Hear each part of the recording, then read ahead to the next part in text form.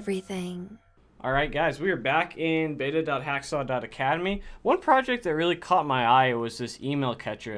The reason it caught my eye was this is some functionality that I'm going to add to my website, codingtutorials360.com, in the future. Just to keep track of emails. So I thought, hey, let's dive in here and see what's going on here. So the first section is submitting an email form. So it's going to go into a little bit of detail here.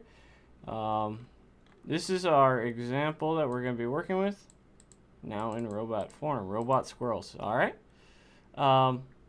Let's see if this will take us to what we're actually going to be building. So we're basically going to add this, and then it's going to, it sounds like go to a database.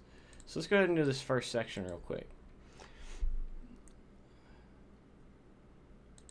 So you're going to want to have basic HTML knowledge is what the first page here was saying. So the form element, it's a form used in HTML quite a bit. Method here is post, basically to send data.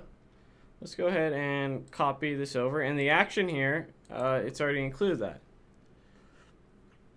It's your endpoint essentially, or your API. So like when you send data, you have a location it's going to send. Similar when you get data, you put in the URL. Same thing with our action here. So let's go ahead and instead of following the code, insert the following code into the join list inputs. So we're gonna go ahead and put this in here. Let's go ahead and rerun this. I don't think there's anything. We haven't put anything in there yet. Now, if we're gonna get input from something, we need something to do it. The form action, think of it as like a form div almost, at which when you finally do submit it, that's where the inputs are gonna go. So what is it that we want to add? We want to add an input. An input is basically a text box. So if you remember earlier, we had the text box. That's basically what it is. And the placeholder is the default value. It goes away, you see, when I put something in there. The class, this is a CSS thing. Name, this is to use it later if we need to target it. But let's go ahead and copy this CSS. So I'll do a quick rundown of what the CSS actually does. So border, that's going to be the border around this. Background dash color, RGBA. Red, green, blue, and then opacity. I forget, alpha is what it is. So to make it slightly see-through, as we have here, we have border radius to make the corners curved a little bit of padding so that everything's not scrunched together. The color of the font, which is white, as you can see, and then we have the font size and then the width of the box. That's basically what's going on there in the padding. Excuse me. Allergies, man. So to change the colors of the CSS files, so a lot of times you want things to be noticeable when you change it. Oh, they also want an outline of none right here. So let's go ahead and copy that. Ooh, excuse me. Sorry, guys. So we're going to put that in our input email selector here. So we're going to go ahead and throw that in there, add the outline. So you see how it's not highlighted anymore when we do the outline none. Oh my goodness. What is going on? Hope I'm not getting sick. So we're going to have this input email and then the focus property, right? So when you basically click this or you're focused on it, your mouse is interacting with it, do some stuff to it. So let's go ahead and add that as well. And we're going to add a border and we're going to add a background color. So you see now it lights up, right?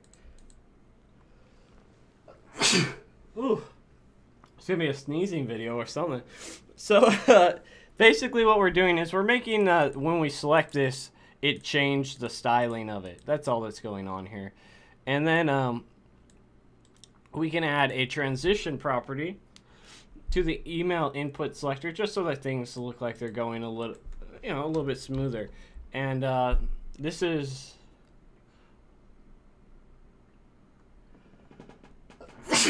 oh my god, what is going on?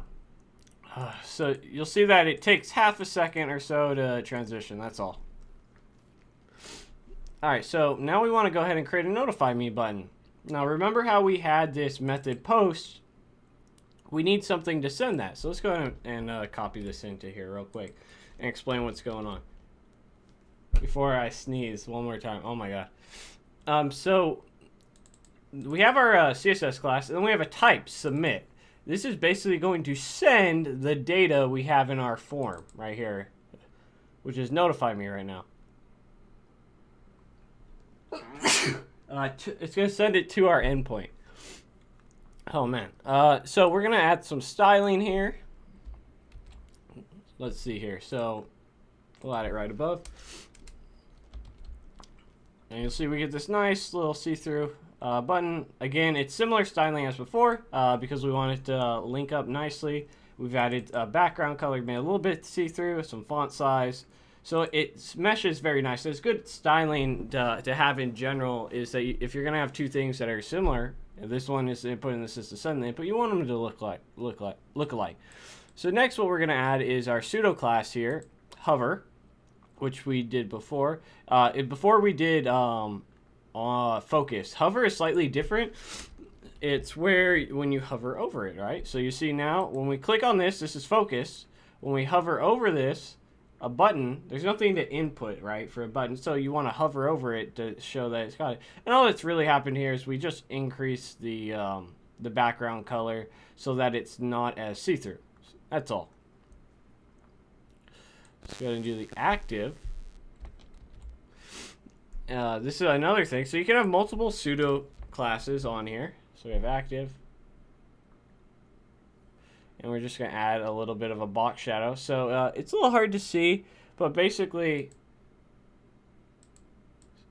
so you see that we got our, but when we click this, see, if I hold down, it may be hard to see in the video, it adds a little bit of a shadow. It's a box shadow. It's like a 3D effect almost. So we did there. And so now when we submit the form, it's gonna go ahead and send our data. So right now, we didn't get a success because we haven't set it up yet, and they want us to do it. But that's what we'll be covering in the next video. Really things to take away from this is that the form, the method is post or get, depending on what you're trying to do. In our example, we're trying to send data, send our emails to this action or the endpoint here. We have an input, which is the data. We haven't actually done anything with this yet. And then we have a button to send it. So the type submit tells this method to go ahead and run at this location. But as always, guys, don't forget to like, subscribe, and share. And if you're interested in trying out some of their projects, go ahead and go to Beta.Hacksaw.Academy and check them out. Thanks for watching. I'll see you guys next time.